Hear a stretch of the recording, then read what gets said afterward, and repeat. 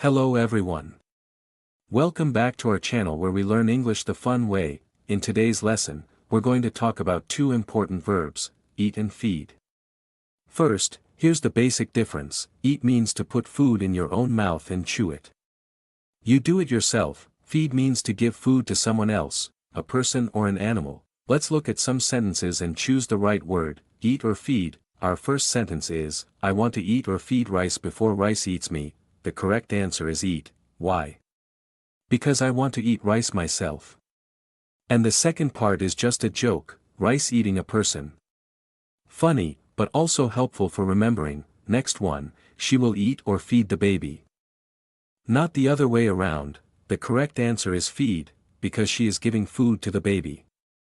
The baby is not feeding her. That would be chaos. Let's try this. They eat or feed lunch like it's their last meal on earth. The correct word is eat, because they are the ones eating the lunch, not feeding it to anyone.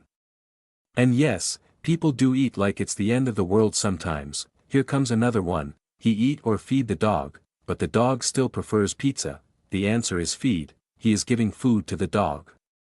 That's what feed means. And yes, dogs can be picky, especially in jokes. Next, we eat or feed together and fight over the last French fry. The right word is eat.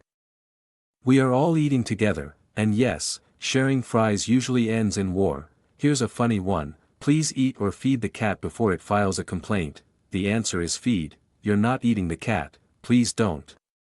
You're giving food to the cat. Feed the cat before it gets angry. And the last one, you should eat or feed more fruits. Candy doesn't count. The answer is eat. You should eat fruits yourself. Feeding fruits to others won't help your health, and no, candy is not a fruit. So that's it for today's lesson. I hope you enjoyed learning eat versus feed in a funny and easy way. Hello everyone.